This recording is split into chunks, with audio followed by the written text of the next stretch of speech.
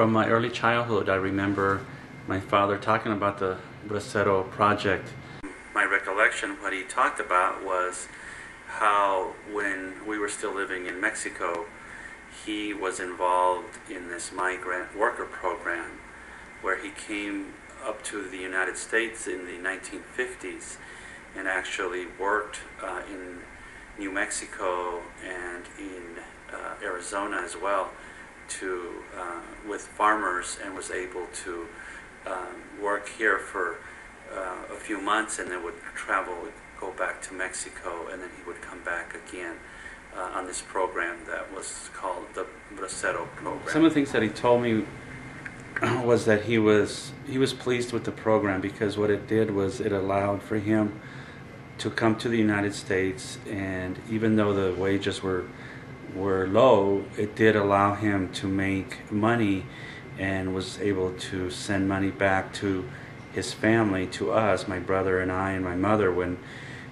we were able to be sustained in Mexico. And then he also would be able to have a small savings when he went back, so he would travel across the border and come and visit us for like 2 weeks at a time, and then he would return back to the United States to work again. So I can say that.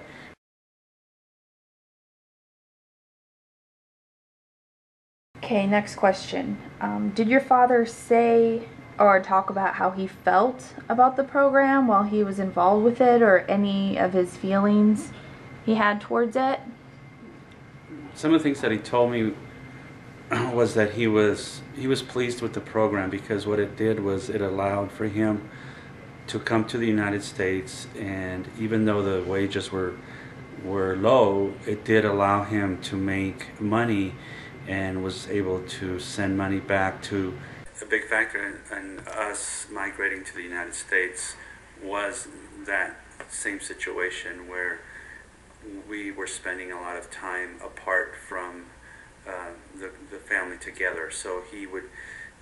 be staying up here in the United States and would have to cook his food and take care of all of the household chores, as well as put in all of the hard work, and the family was gone in Mexico, and so just the fact of the absence of being together made the decision for him to work on getting immigration for the rest of us together. In the early 60s, he decided and determined that it was best for all of us to live together, and his decision was to come up to the States because he felt that it was more opportunity for him and for the family to live here versus the conditions down in Mexico.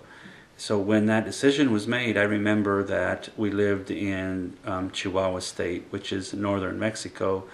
but we had to travel to Juarez, which is the El Paso, Texas border town, and had to go through the consulate and all.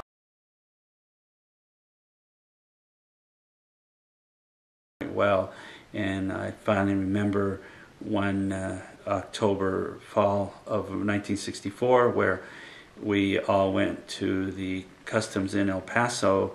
and we sat there for almost half a day waiting for our turn, and they actually gave us the documents and what. Tell me a little bit more about the reasonings why your father wanted to bring the family to America, and just anything you kind of remember about that.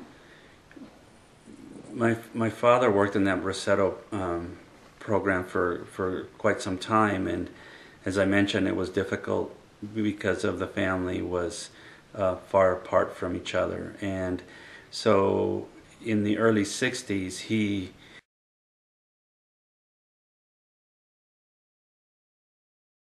I learned a lot from both of my parents growing up, and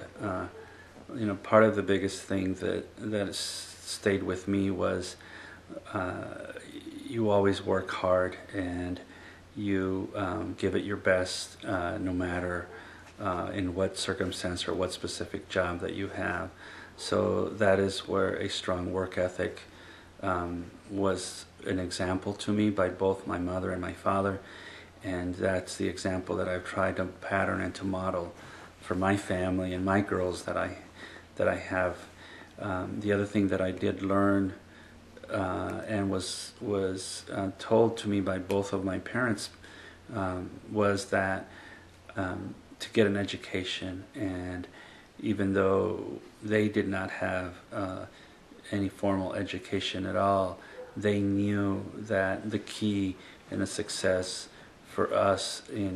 to have was to both of their sons receive a good education, even though they could easily have pulled us out of school. And we were blessed and fortunate to, both my brother and I, to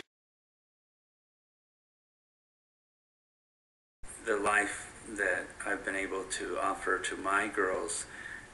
has been a dramatic difference than from what I grew up, and I attest that to a lot of what I learned as I was young, and the experiences that I had, and then the opportunities that I've had as I grew up and now as an adult. So those are certainly some neat memories that I can share and have, that I can let my family be aware of, and hopefully they will pass on that legacy to their kids as well.